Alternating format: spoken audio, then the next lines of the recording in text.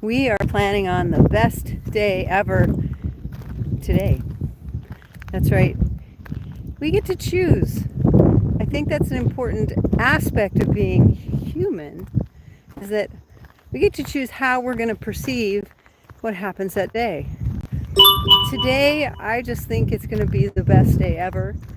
We had an amazing last couple of days. We got to spend it with some people we'd never met, some new friends at the Homestead Conference in Waco. We got to meet with the amazing Joel Salatin of the Lunatic Farmer. He's pretty much, they've got a process for those people who want to homestead their property so that they can raise their own food, make an income, and raise their children. The talks were great. I loved listening when Daniel Salatin was talking about how to get the next generation ready for homesteading, for farming, for, to keep them in that loop. Because one of the problems in this country that we're seeing is that when farmers age out, family has left. They are not, sorry, hair in my mouth. They aren't staying on the farm. They've gone off and gotten jobs in the city and, or around the world or wherever. And they are not there to carry on the farming. And farming impacts so much more than just that family that owns the farm.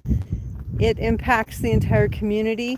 Like animal chiropractic, it impacts everyone. It affects where our food comes from. It affects what kind of food gets to us locally, what kind of available.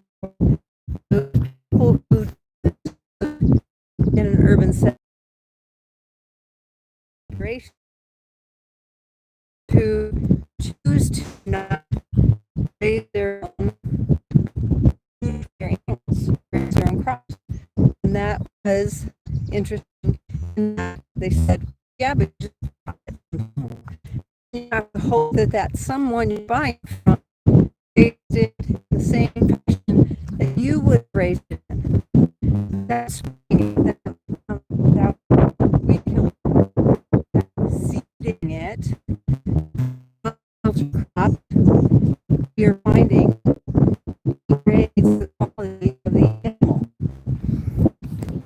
The important message is that Joel, I want to call her doctors. So Joel Salatin mentioned one most important element that makes the product, the meat product, more nutritious, more highly nutritious, is a variety of plants that animals to eat.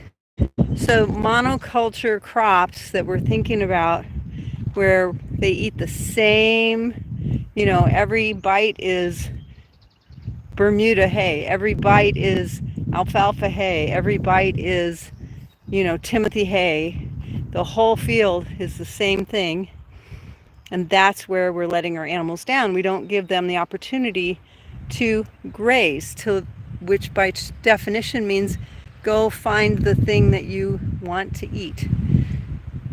I've always said, and I've always shared with you guys that, our plant populations here, we don't call it grass, we just call it plants.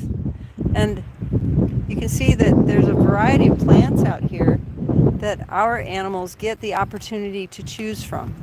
And they get to choose whichever plant sounds best to them. Now, probably not very many animals will eat these thistles, but we know that those thistle will stop growing when this ground can support other animals, other plants that can take it over. And so it's not because it's lacking the seed of those other plants, it's because the ground, the nutrition in the ground isn't there for it. I learned so many things this weekend. One of the things that we know is that it was a lot like hearing us talk about animal chiropractic.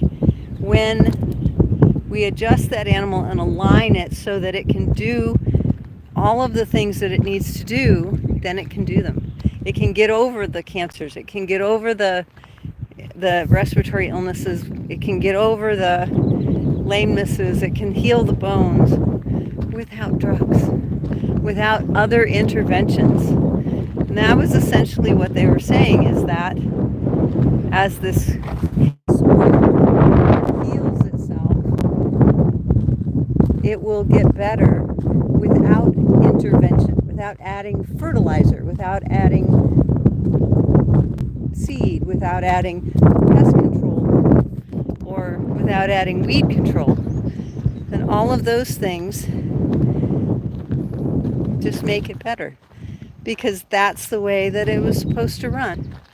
If you're a veterinarian or a chiropractor who is out there who has become dispassionate about your job, you become disappointed in where you were going. And I had an amazing conversation yesterday, and I posted this last night too, because I was just so moved by it.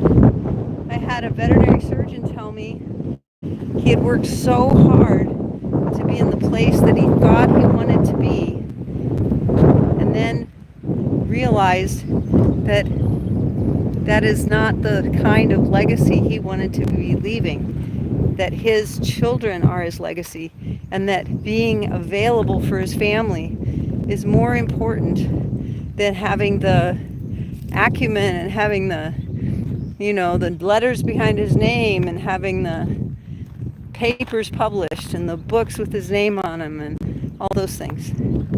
And there's a lot of truth to that, because his children will pass on to their children what a great person he was, what a great dad he was. And that's what he's hoping for in his legacy. And so he is preparing to get started for his animal chiropractic journey, so that he can be that father, so that he can be that person who his children remember and his children's children remember as a great father.